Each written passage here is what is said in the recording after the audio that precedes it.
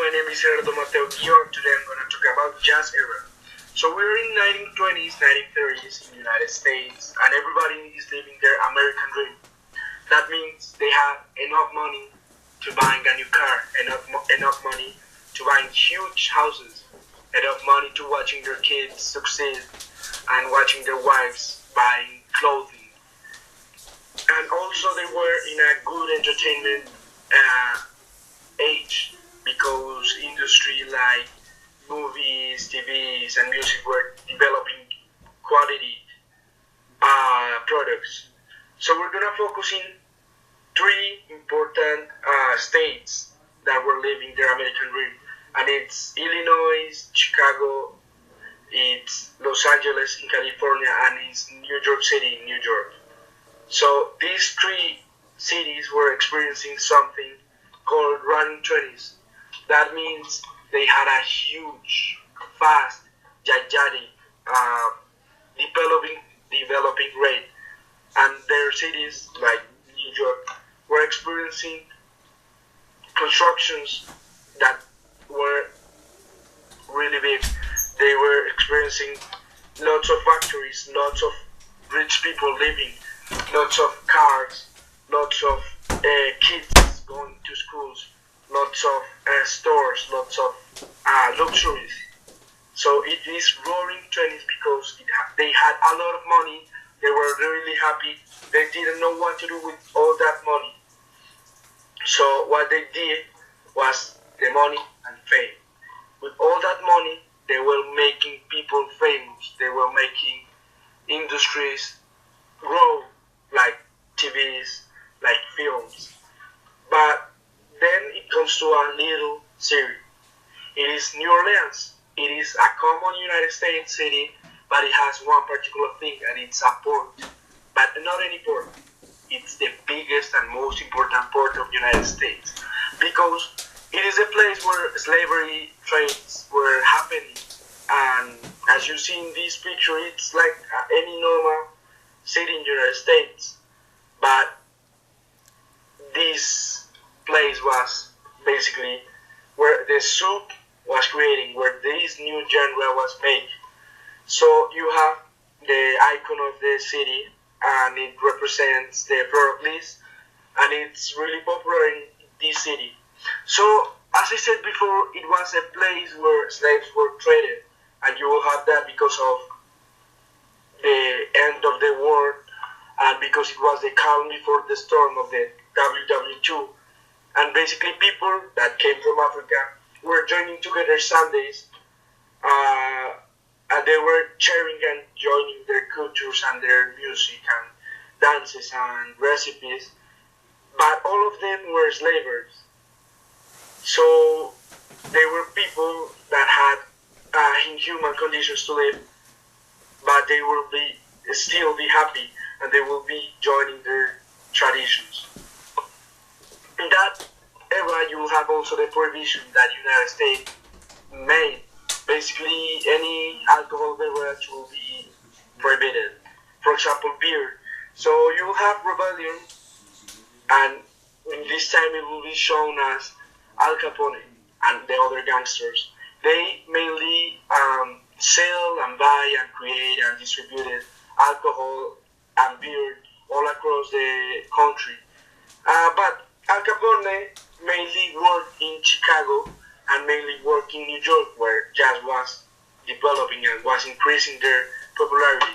So, which are the basics of the jazz? As I said before, it comes from African styles, but it also has other three influences. There are classical music that comes from Europe, ragtime that comes from white men in America, and another one that is really important is marching bands. So you have 4/4 as any other genre, but you will have instruments from ragtime, and you will have instruments from classical music, and you will have instruments from marching bands, but you will join that with the fast and the emotions that African cultures will bring.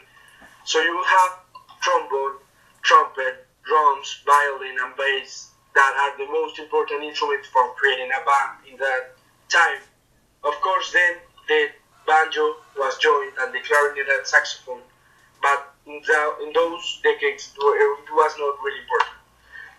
It comes a question is, does it swing? What has it different between other genres? Does it swing is perfectly shown in this beautiful instrument that is a gold trumpet. And basically it's American trumpet because of the pistons. With these three pistons, artists will be able to tell a story as any other genre, but they will put their heart and soul and feelings, and they will show that as an improvisation. There will be no strict rhythm and strict notes and strict melodies. You can improvise what you feel that is correct for you.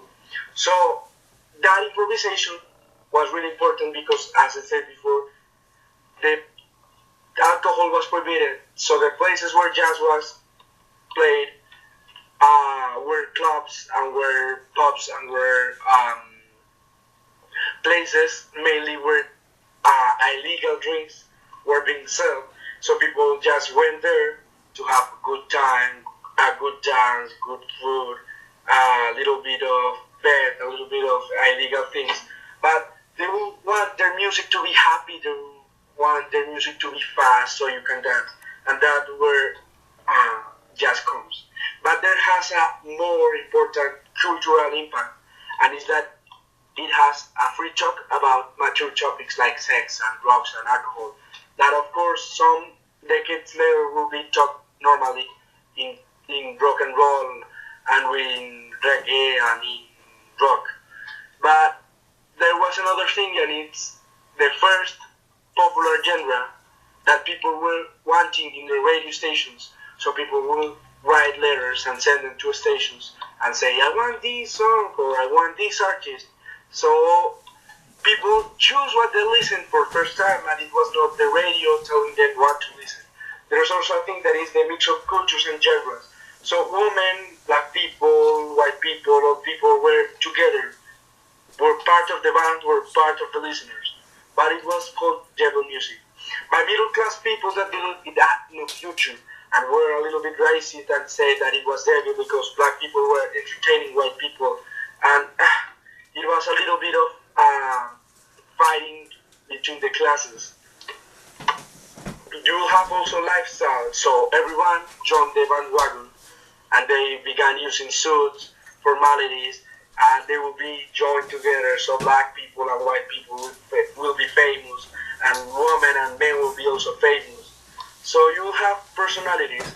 You will have Louis Armstrong, that is the best of both worlds. You will have a sweet melody with the trumpet, but you will have a strong voice and a strong deep voice of him. He was famous and is the most famous artist of jazz because he took the jazz that he listened in New York, in New Orleans, and he will carry it to New York and to Chicago and created the superbands. But if you're talking about superbands, you need to talk about Duke Ellington, a pianist that was leader of many successful bands, and then you will go back to Louis Armstrong with Hot 5 and Hot 7, that, as I said before, had women, men, black people, white people, old people, young people, everyone played together as a band, and there was no racism. It was really, really a new culture, a culture of peace.